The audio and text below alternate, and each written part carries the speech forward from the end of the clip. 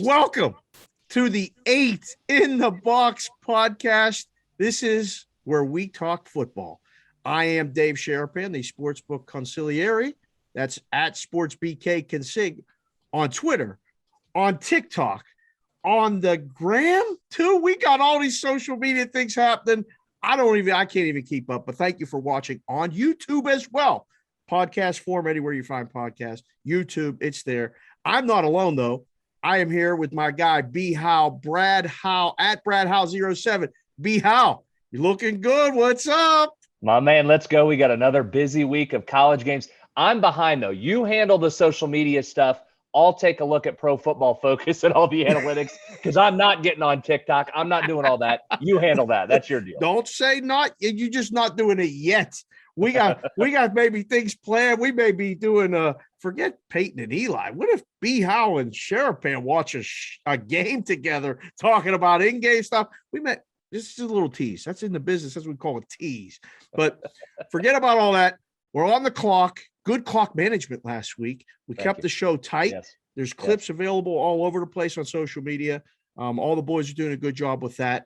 I'm going to throw it right to you right away here. Kick us off. Where are we going? 8 in the box. What's number one? We're going early. We're going a Thursday night game, so you better get on this one quick. I'm intrigued by this game. You talk about a really good group of 5 game. We've got Marshall at App State, the Mountaineers, -7 in this one, total 59.5, 59. Two really good G5 teams here. App State opens the season against East Carolina, handles their business. Very nearly picks off Miami. Marshall, on the other hand, is bringing everybody back. They were very good last year. Quarterback Grant Wells is back. Experienced offensive line. They can run the ball. They have a defense. Somehow, they don't get it done against ECU last week. They gave up 21 points in the final 7.5 minutes, Dave. Unbelievable how that lost happens. That game. They had almost 700 yards of total offense, won the yards per play battle by almost 2 yards. So they had that game. They just didn't finish. Now it's a really good clash here. 7 points for App State. What are you thinking about this one? So I've been looking at the openers at Circa. So Circa is actually opening the world lines now for college football. First on Sunday mornings, right after the morning games kick off. It's pretty strategic time because nobody's looking. So it's interesting. Line open 7, bounced to 7.5 real quick, went right back to 7. It's been sitting there this whole time. I think just based on just what you said, I think you're seeing a lot of two-way action. It's really interesting with this total. You figure that there would be a side already showing, and there's not. Nobody of any significance is moving the number. I'm telling you, I mean, I like at this point, and we'll as we go through the games, I'm going to bring this up more and more, where you got to look at the quality of opponent.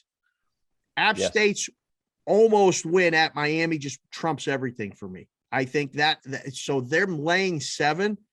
That feels like the side for me. I know it's chalk, so I know you got to be on the same side. I kind of like Marshall here a little bit. I'm conflicted here. This is one I think I have to stay away from the side because I like Marshall. I think the line might be a little inflated because of the collapse last week and the common head-to-head opponent. They've both played ECU here. Right. This is a veteran Marshall team. Here's their issue. They've been having turnover trouble. They've been turning over in the red zone. They've been turning the ball over. Now, I know that's a big if, but if you go in there, tough place to play in Boone, North Carolina. But if you go in and don't turn it over, I think Marshall's live in this one. But again, that number's pretty good. But let me ask you this. All right, let's flip over. When we do this a lot, we'll see a side, nothing jumps to us. So let's immediately look at the total here. This 59.5 or this 59, I know you initially look at this and think over. Marshall is 3-0 to the over so far. Their offense was dynamic last week. App State can big play you with that run game. Chase Bryce at quarterback, the transfer from Duke and Clemson. He's on his 3rd school here. So there's some offensive weapons on both sides, but both teams can run the football too, Dave. I'm kind of liking the under in this one. In fact, I like it a lot. I already took it, 59.5. I'm on the under in this one. Thursday night game, short week, 2 defenses that could show up. What do you think? It makes perfect sense. I'm actually, now that you said that, you know me, I like to shade unders as well. And I feel like you've kind of morphed into that a little bit. Like you're looking at these college totals. It's way better than betting the pro totals. We'll get to that later on cash considerations. These pro totals are so hard. I'm with you. I think under's the side. I don't know how much lower it's going to go though, because the perception with the offense is it bottom might be 58, but you got a good number at 59.5. I think under is probably the way to ride this thing.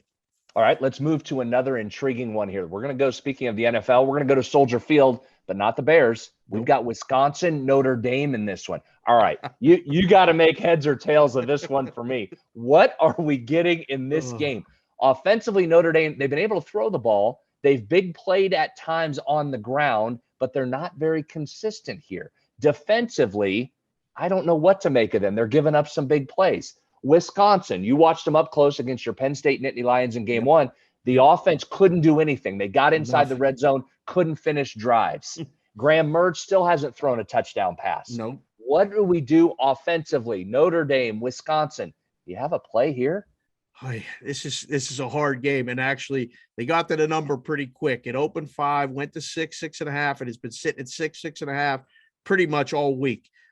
46.5 in a college football game. How much lower are we going to go? Probably going to have to get to an Iowa game to actually get a lower total very soon.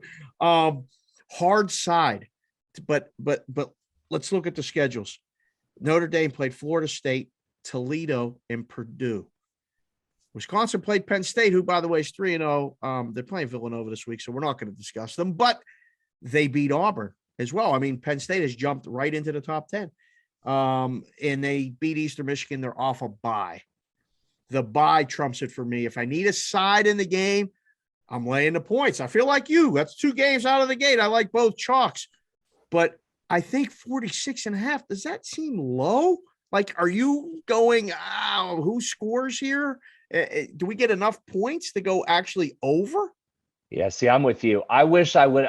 Is there any way to get a 48 or a 49 and then I can dive under? I mean, it's a pretty good number because under feels like the play right here, right? It almost is like, okay, I want to go on the under and you show me that you can big play. I mean, listen, Notre Dame's got 30% of its rushing yards have come on 2 plays. So they have big played, but they haven't been consistent on the ground. You're getting a really good Wisconsin defense. I mean, you're right. That's a low total, and Iowa's not involved. If it's Iowa and you told me 24, I might still take the under. This might be a team total under, right? Like we can look at Notre Dame team total under. I don't think they're going to score. I think they're going to have a lot of trouble sustaining drives and moving the ball against the Wisconsin defense. I just don't know if I can go over the game total because Wisconsin may struggle to score, especially. How does he not have a touchdown pass? That's unbelievable. Yeah, and that's part of the debate with Wisconsin. You thought their offense would be more productive than what it's been, and it just hasn't. It hasn't got it going yet. So to me, they should be able to get some pressure on Notre Dame. Notre Dame's replacing those 4 starting offensive linemen from last year. Wisconsin defense, you saw it against Penn State. We referenced that. I think this Wisconsin defense is pretty good. I think I'm back on another under. I have not played this, but I think I like the under in this even better than the side if I had to pick one. Did you guys ever play a neutral site game? Does this mess everything up for both teams? I mean, it's a short road trip for Notre Dame, but like Wisconsin having to go to Soldier Field and play a game in Chicago, does this screw up the routine enough for both teams? Yeah, I think it's kind of a wash right there because you'll have plenty of Wisconsin fans, right? You're not that far away. You'll travel well. So no, I think this is almost like a bowl game environment. So I don't know that I'm putting a lot of stock there in the environment. I just think this is one of those, I say this a lot on the show. You've got to show me. You would have to show me these 2 teams with pretty good defenses here can put points on the board. Now, full disclosure, I liked the under in that Florida State Notre Dame game to start, which looked like a dead under, except for like all of a sudden there was no plays, no yards, boom, a 67-yarder, no yards, a 52-yarder. So maybe I don't have any idea how to handicap Notre Dame, but to me this feels like points will be at the premium. I'm not surprised they're dogs, and I'm not surprised the total's this low, but 47 is a key number in the book, like for totals, and it's already under that number. That may be one where you get that late touchdown and the game goes over. You're holding that under ticket going, man, I wish I would have had a better number. So tough call. All All right, let's go to another one that I think is a tough call. And that's the theme this week with me, Dave, on this card. I look at these, and I'm not sure there's a bunch that jumped out to me like the last couple of weeks. No. I think numbers are pretty good here. So let's move to this one. Texas A&M at Arkansas. Yeah. A&M. So here you go. A home dog. I'm just serving you a home dog right on the silver platter. You saw Arkansas play what may be its peak game of the season. They just dismantled Texas, handled them, looked very good, did whatever they want. Here comes A&M. 3-0 on the season, but without its starting quarterback. Again, you get a really good defense in A&M. You're going to get great line play. Total at 47, so it's right at that key number you just mentioned there. Do you have a feel on this one? A&M against what is a resurgent and a steaming Arkansas program. So the number's now 5.5. It opened a 6.5, and it may bounce back to that. I wrote this down. Arkansas has played Rice, Texas, and Georgia Southern. Do you know Georgia Southern's nickname? What are they called? They're the Eagles. They are the Eagles. Man, Thank this you. is going to be a fun game with you because you're probably going to get them all. Texas A&M has played Kent State, Colorado, and New Mexico. Yep. They're favored in this game. Are you kidding me? Like they struggled. They're 3-0, but they're 2-1 against a number. They barely beat Colorado in Colorado. I saw this number and I thought this game should be definitely under a field goal if you're going to make Texas A&M favored. But now it's over a field goal. We got Arkansas in this home dog role, which worked out okay against Texas. My buddy, Dr. Greg, he calls this one his penicillin play of the week.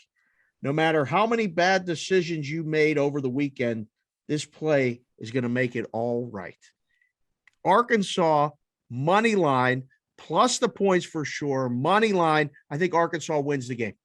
Oh, Yeah. Look at you. That was a definitive. You didn't even waver on that. No. I think right. Texas A&M maybe a little bit overrated, BHowe. Maybe I'm reading this stuff, but I just don't think they're where they need to be to go into Arkansas and win this game. Okay, so Arkansas's lost 9 in a row in the series. You mentioned that Colorado game with Texas A&M. They did lose their starting quarterback in that game, had to go a backup mid-game. So do you discount that any bit? We said we've seen Arkansas, what is probably their peak. They couldn't have played much better. I don't know if they can have a better game all season than against what people thought might be an 8 or 9 win Texas team. And you haven't seen A&M peak yet. There's a lot of athletes on that A&M side. Sounds like you like Texas A&M, huh? No, I would lean to you. I'll try and not take a chalky favorite. I'll take the home favorite too. I like Arkansas. I think Sam Pittman's done a great job in turning that thing in the right direction. They clearly have athletes on the roster. Now they're playing well. I'm probably on that side too, making Jimbo and A&M show me, but just be a little bit careful. Just be a little bit careful there. Okay. All right. Let's roll to the Big 12 for a couple of games. Here we go. Yes. Iowa State and Baylor. Okay, let me give you some numbers. You ready? Good. Yeah, I'm ready for this one. This is top 2 defenses in yards per play. Iowa State is number 1. In the country? In the country. Yards per play. Number 1 for Iowa State. Okay. Wow. Number 2, Baylor. Say hello to Baylor making a resurgence. But to your theme of the week, Baylor's schedule so far, Texas State, Texas Southern, and Kansas. Do you know Texas State's nickname? Yeah, that'd be the Bobcats. Coached by Jake. You know this stuff. I have all these things written down. You know these things? Coached by Jake Spavital. Thank you. You know the coach too? Yeah, I picked the right guy to do this show with. Newbie, this guy got all the answers. I love it. He don't even have to look it up. So, all right. So they're 3-0. Number 2 in the country defensively. That's a trash schedule. Trash. They're 7-point home dogs. We love home dogs on 8 in the box. But do we like this home dog? It's a home dog getting 7 points. You're right. They haven't played anybody. It is year 2 under Dave Aranda. So you do expect them to make a jump from what you've seen last year. The challenge here with Iowa State is just simply this. Listen, they are loaded. There's a reason they were a top 10 preseason team. Now, they couldn't get over the Iowa hurdle yet again. Matt Campbell cannot beat Iowa, hasn't beaten Iowa since he got there. But, man, they have got players. They've got 20-plus starters back. They got Brock Purdy, a 3 or 4 year starter at at quarterback. Breece Hall, one of the best running backs in the country. They can't seem to get it going. Turnovers have been the problem, Turnovers specifically with Turner. All right, so that's what Oh. you're trying to handicap. Those eventually balance out during the season, right? You eventually regress to the mean. They have had turnover problem. They have had red zone turnover problems, but they haven't shown they can be that high-flying offense yet because of that. That's a lot of points to overcome, but if you're going schedule strength so far, do you lean with that Iowa State game? Iowa State was right there. If they don't turn it over in the red, let me give you some. Hold on here. Can I give you some Iowa numbers against Iowa? Please do it. Iowa State held the Hawkeyes. Now, this is a loss. Iowa State lost to Iowa. Held them to 106 yards passing and 1.7 yards per carry on the ground and lost the football game. Wow. Yes. Now, we talk about Iowa every week because we've hit their under 2 of the 3 weeks we've been playing. Right. So their offense isn't going to be lights out, but it was red zone turnovers for Iowa State that caused the problem. Iowa State goes out to your neck of the woods. They were in your backyard. You could have scouted them live against UNLV. They brought all the people, man. They were everywhere. I was down on the strip. They were packed. I never saw so many Iowa State stuff. They were everywhere. That's what they do. They bring it. They travel well. They've got a great fan base. Are they going to Baylor? Well, they probably won't go to Baylor. No, their trip was Vegas. They're not going to travel 2 weeks in a row. They loaded up on Vegas. They'll wait till you come back to Ames before they get re-engaged. Okay. They're 7-point home dog. Number one, do you like that? And number two, can you get in on an under here? Can you play a little under? Are they going to try and is Iowa State going to try and limit Brock Purdy if they don't need him and run the ball? We know that Baylor has 2 dynamic backs, Treston Ebner being one who also returns kicks. Is this an under game? The total's not very high, 47.5 or so. Side total either. It's got to be the lowest total in Big 12 history, at least recent Big 12 history. You got a total in the 40s. I thought it was wrong when I first saw it, but now you give me these defensive statistics, and I'm like, okay, makes a little bit of sense. I still would lean over. This got to be, man, I feel like you with all this chalk, but this got to be Iowa State's get-right game. They start the conference schedule right now. This season starts. They lost the Iowa game. All right, we're not undefeated, but we can win the rest of our games starting with this one. I don't know. I think the turnovers we can't handicap. I told you, once we figure that out, we're going to be done doing media. We're going to be betting, and we can retire. The kids will be set. Little house, little consigs, little share pants. We'll be all good. But until then, you just don't know. I think Iowa State, man, it's 3 games, 3 chalks. I'm laying it. That's a side for me. You're taking a road favorite again. Did we switch bodies here? What's happening? I don't know what the hell happened, but it's true. I mean, these things you talk about the turnovers kind of regressing to the mean and evening out. So do these home dogs. It's not an automatic every week, but the situation leads it to, at least this week for me, I like Iowa State. One last thing to help you. Baylor 2-5-1 against the number in its last 8 conference games. But that was last year, first year under Dave Aranda, so maybe that doesn't mean as much. All right, let me go back to the under for just a second, and then we'll move on. These 2 teams are 7th and 8th nationally in opponent plays per game. So slow pace so far for both. Big sample size. You ready for this? Yeah. Iowa State, 35-15-2 in its last 52 games. That's to the under. 35-15-2. 8-2-1 in its last 11 as a road favorite the under. Let me give you Baylor. 15-7-1 in its last 23 to the under. Oh boy. A lot of under. That's why this total's what it is. That's why. Last year, 38-31, Iowa State won this. There was some offense that broke out in this game, but these have been under teams. Defense may be at a premium. All right, but you're taking the side. You're on Iowa State to get right. We're going over to the hell with all those numbers. We're going over.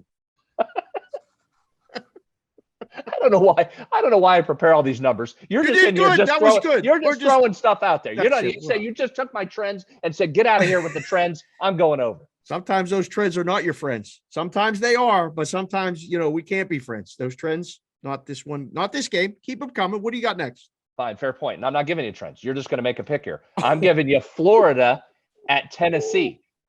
Is Florida off a good loss? If you're the Florida program, do you have good losses anymore, or do you just bat that aside and say, get out of here with your moral victory? Listen, that was a good loss. You were in the athletic office. You had good losses. Did you? I mean, those things sting, doesn't it? doesn't it hang over like at least for a couple days? They were this close to beating Bama. I'm looking at it more from, they were what, a 2-touchdown dog to Alabama. I'm saying I was kind of impressed that Florida hung around there. Our freight train of Alabama first half -7.5, go cash it. Took that straight to the window. Again. But full game, Florida was around there. I wasn't sure they had the offense to be able to do that. They did, but now they're laying 3 touchdowns against a Tennessee program, year 1 under Josh Heupel. They're going to want to go fast. They moved the ball on your Pitt Panthers, but couldn't get it done on that. What do they do here? Are you laying 3 touchdowns with Florida against Tennessee? Tennessee played Bowling Green, Pitt, and Tennessee Tech. Do you know Tennessee Tech's nickname? You got me on that one. I do not know that one. Thank goodness. If you'd have swept those, they're the Golden Eagles. Okay. That's who they played last week.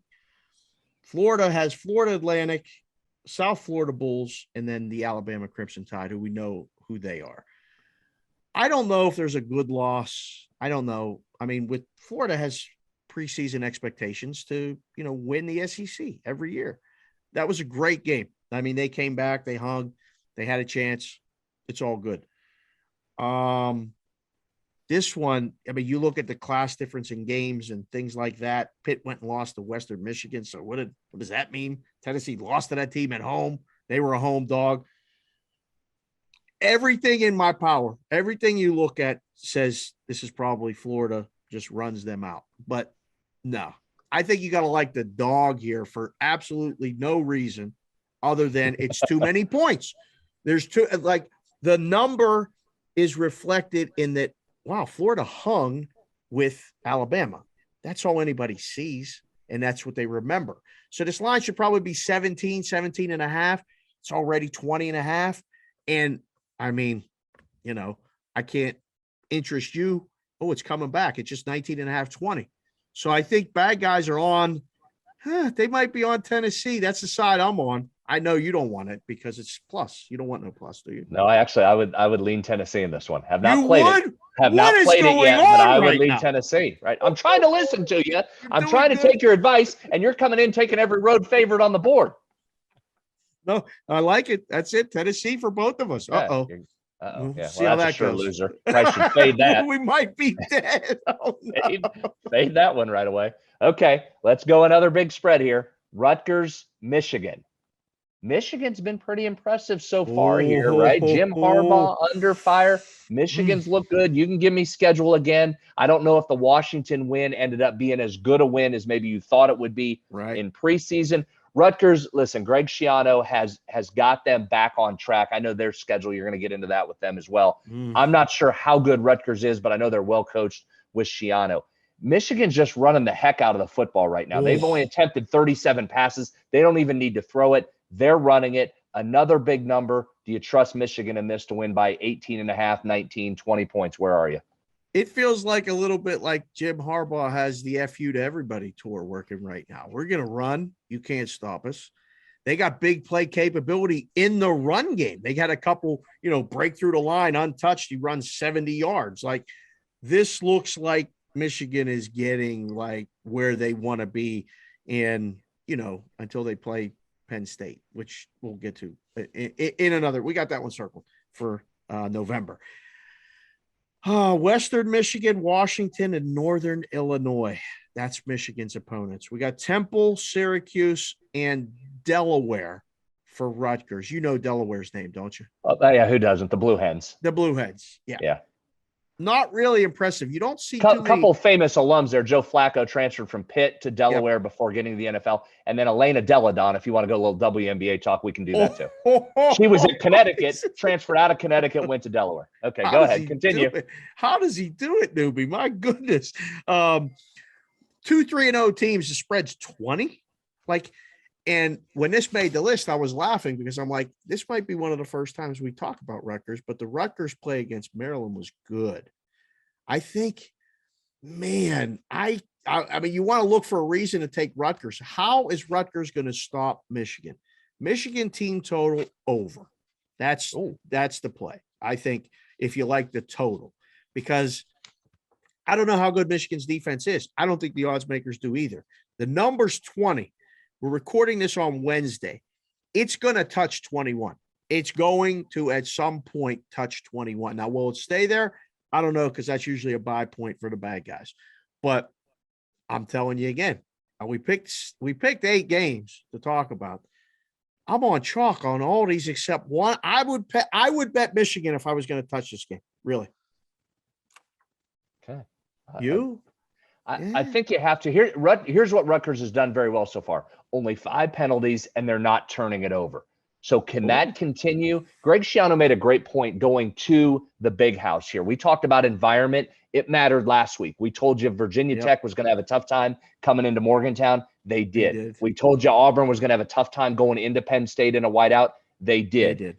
This may be another one here. If you're Rutgers going on the road to the big house here, this is tough. And Schiano made a great point. He said, listen, it's not the crowd noise that gets you when you go on the road in this environment. What gets you is the momentum. You've got to find a way to break momentum. When the momentum goes and the crowd is going bonkers, do your guys panic and get caught up in what's going on around them rather than the next play? And he said that's the hardest thing to convey to your team. This, to me, feels like if Rutgers gets it, or if Michigan can get it going, this could get out of hand for Rutgers. That's a lot of points, but I would, as good as Michigan's looked so far, as much as Harbaugh's got to want to try and get some of that public perception back, this would be Michigan or pass for me, I think. Yep, I agree. There you go. Good stuff. Good stuff, BHowe. All right, let's give you another one. I'm just bringing you nothing but big 2.5, 3 touchdown spreads today. That's all I got. I got big spreads. That's it. That's what we're talking about. We got big spreads. I mean, this is that week that maybe is in between, like when the conference really gets started and there's still some cross-conference games. But, you know, when you got big favorites at home, this is what we talk about. Well, I'm going to give you another one right now. We're going back to the Big 12 because they have started conference play. This is the primetime game coming up tomorrow night, 7:30 Eastern. You've got coming up Saturday, 7:30 Eastern. Excuse me. You've got West Virginia. I don't even know. It doesn't matter what day. We're just talking football. It doesn't matter what day. Friday, Tuesday, Wednesday, Saturday. West Virginia at Oklahoma. 16.5. Oklahoma's favored by. Total sitting. You can tell me where we are as we record this. 58.5, 59 here. So here's my concern. Massive win for West Virginia last week. We told you about the Black Diamond Trophy. West Virginia holding it up at midfield in what was a great environment. Very good win for West Virginia, although they came, if you're watching on video, that close to what would be a program-crushing loss, Dave. Virginia Tech had it from the 2 and couldn't punch it in to get the win. West Virginia's defense held. They almost collapsed, but they didn't. They get the win. Now they go on the road to Norman. Here's my concern from a West Virginia perspective and what I like from Oklahoma's side. People in Oklahoma aren't totally thrilled about what's going on for their first 3 games. Didn't struggle to get the win against Oklahoma or against Nebraska. They were in control of that, but didn't run away with it. Scored 23 points, lowest total since 2016.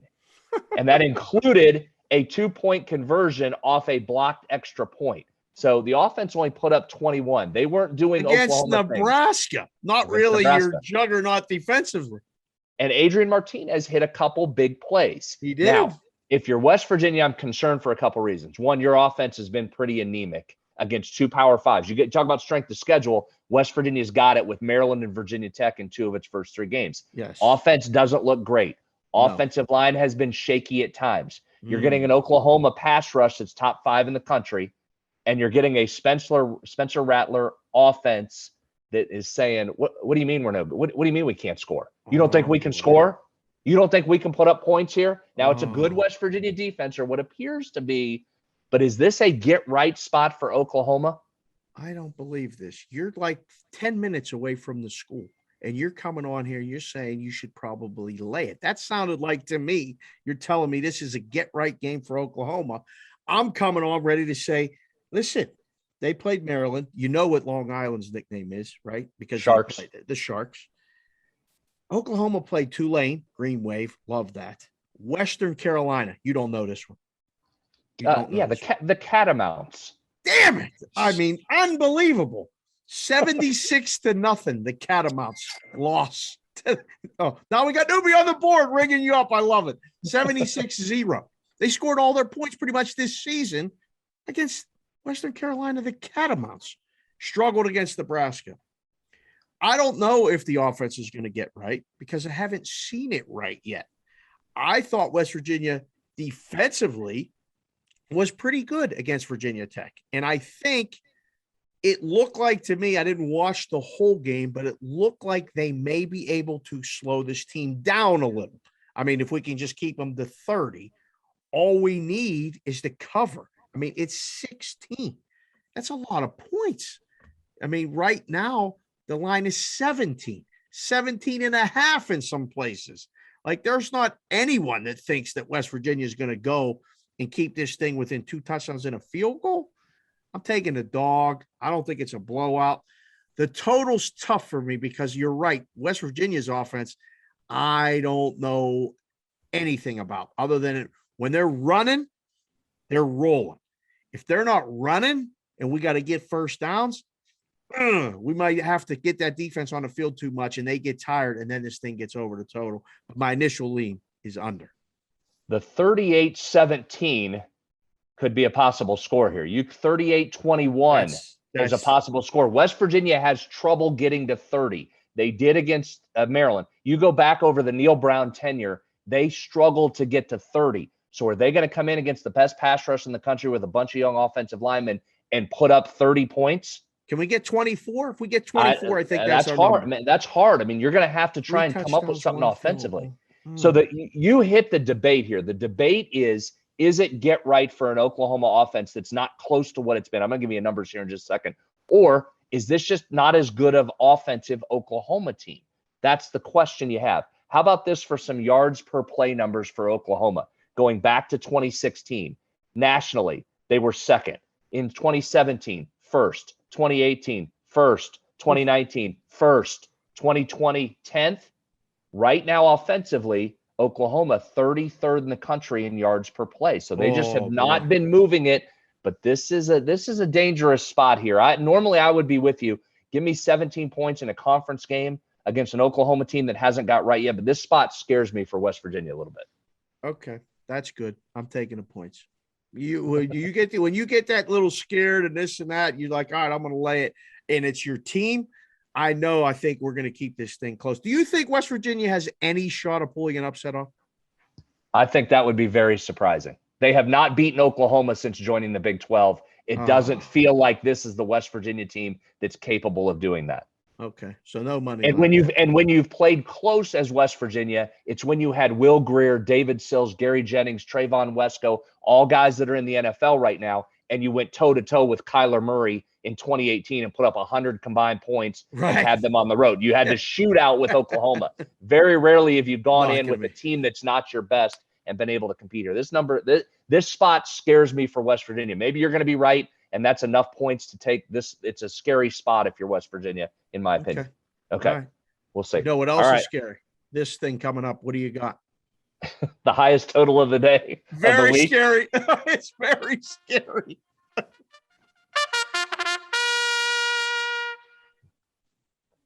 We had a last second audible. Good job, newbie. Love the sound effects on that one. Excellent work.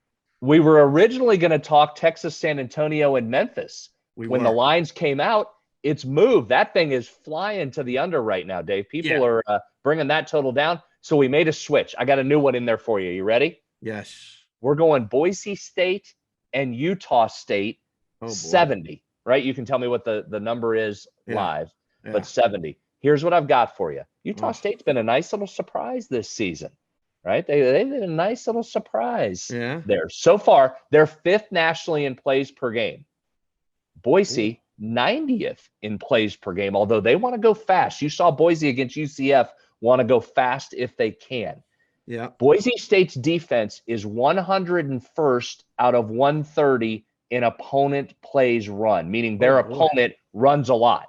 So Boise gives up a lot of plays run. Utah State runs a lot against a Boise's team that wants to go fast. I mean, this thing's screaming. It's screaming over, isn't it? Do we take the 70 and sail this thing over? So the current number, it's actually pretty crazy because there's like 69 and a half, there's 70, there's 69, and then there's a rogue 70 and a half, 71 offshore. So we got all over the place here. My first thought is over. Like it feels like there may be 100 Yeah. points scored in this game. Styles make fights, right? That's a boxing analogy. Well, if Boise State gives up a lot of plays and Utah State runs a lot of plays, expect that to play out as long as weather's not a factor, and turnovers could be a factor where we get short fields and go back and forth. I don't know. I mean, again, we've done this thing now. What is it? Under, I think, or whatever. We've been under twice, I think, right? Yeah, and last week went over, right? Tulane, Ole Miss with Matt Corral. He went nuts for Ole Miss. He went over. That one. By the way, right. You want to talk about early Heisman candidate, Matt Corral. Ooh, hello. Early, this thing is plummeted. People have been betting the crap out of this. I mean, it's almost, it feels like it's even money now. Like this guy's, all he has to do is stay healthy and he's going to win the Heisman. Now, too early. You don't want to be the September Heisman winner. September Heisman winner does not win it. So Matt might be peaking a little early, but they're fun to watch. I mean, Ole Miss is fun to watch. All right, back to this. So you just hit it. I mean, Utah State's going to run a lot of plays. Boise's going to let them run a lot of plays based on what they've done already this season. Now, let me give you another one. Told you, Boise wants to go fast. You saw them do that against UCF. Utah State is 27th nationally in yards per play offensively. So they're having some success. But 123 out of 130. 123 in defensive yards per play. So I mean, you got to go over here, don't you? Over. I mean, that's a big number. You only need a couple stops. That's a big number. You got to go over. Yeah, you need you use that expression on the game within the game, which we recorded on Monday, which is also available. And the boys are hopefully going to cut that up as well. I think, oh man, it's got to be over. It's got to be over. I don't know. I'm trying to think of a reason to say lean under. Okay, here I'll give you one. Although Please. Again, have not played this personally, but I'm going to look at this just for our purposes here to have a little action on that one. But here's why. I have had to look at this 4 times. I need you to confirm with me. Is this game at noon? Is this a noon West Coast game? Do we have a body clock game here? Will this throw the offenses off? Is this a noon West Coast game? Am I missing this? This is a 9 a.m. West Coast game. Yeah, a noon Eastern game. That's 9 a.m. That's why I couldn't find it. I went through the schedule twice because I figured it was on the back end. Then I'm like, wait a second, that is a 9 a.m. start. That could screw everything up. Does it screw the offenses up? Does it screw the defenses up? Which side is sleeping? They're having their pregame meal at 3 a.m. What are we doing here? I don't know. So if you want a reason for under, that's a weird start time. It's too early. There's just a couple stops or a turnover here or there in the midfield that slows it down, or you turn over in the red zone. But I still like the over. But that was the weird start time. There's a little bit of a wrench into it. That is a weird start time. All right, I got one for you. I saved this one, a little surprise. So that's that's our analysis of all the games and the total of the week. But you always ask me, and you got all these numbers and all this stuff. I wrote this one down as the BHowe special. Okay. Do you know what the biggest point spread ever in college football history was? Ever? No, I don't know the answer to that. It would be Florida State against Savannah State in 2012. And I know you don't know Savannah State's nickname. I don't. I don't either. Actually, I was hoping maybe, our producer could maybe find that real quick for us. But the line was 70. Okay. And you would have laid it because Savannah State had lost to Oklahoma State 84-0 the week before. And there was a running clock because they had lightning and they wanted to get the game in. And then the lightning got too bad and they stopped the game 55-0. Okay. Florida State won, didn't cover. Everybody got their money back because it didn't go the required amount of time. Ohio State this week, BHowe, is playing Akron at home. Minus 50 is the spread. 68 is the total. Please tell me you would lay Ohio State minus 50. The ultimate chalk. We call the chalk players Dusty. Dusty in the book because, how's that chalk taste? Dusty, are you laying or taking Ohio State minus 50? Why do you do this? Why do you do this? On the game within the game, you bring me the Texas Rangers every week, and it makes me sick, and it hurts, and all they do is win. All you do, Texas has won 17 games in the whole baseball season. I think you've hit them every time. We talk about it on the show. We win. So we're making money on the Rangers. You're going to try and get me to take points with Akron. I got to be on Akron's side. Hurts. Get that paid in there. Get that paid. That hurts. I think I would will you? I think I would be. Of course. You're laying, right? You're laying. They're going to shut them out. No, I think I'd take it, wouldn't I? Does Akron score? Yes or no? No, probably not. Probably a shutout, right? Probably don't score. Can't they get one late? Can't they just give us one late? If Akron scores, they cover. If they don't score, they don't cover. I think Ohio State puts up 55, 56, 8 touchdowns is 56. They may kick a field goal just for practice. 59-62 is what they end up with.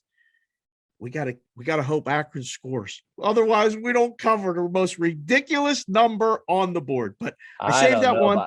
I might have to throw a little pizza money on that just to have an interest. Now, I was on Army last week, minus 33.5 against Connecticut, and got backdoored late by Connecticut scoring one late. So I know I like the chalk, but you're starting to get heavy. That's a lot of it. That's a lot of points. I don't know if I can wash that down. That's the whole big box of chalk. That stuff that, used to just having that Crayola box of chalk. All right. You're the man. That's it. That's 8 in the box. We talk football. By the way, Savannah State are the Tigers. Roar, roar. Just so you know, that's thanks to Newbie, Dan Newbert, Alexander at Newbie Talks on Twitter, for BHowe, Brad Howe 07 on Twitter, and me, Dave Sherapan, the Sportsbook Conciliary on Twitter, SportsBK Consig. This is 8 in the box. We talk football. Thanks for joining us. We'll talk to you guys next week.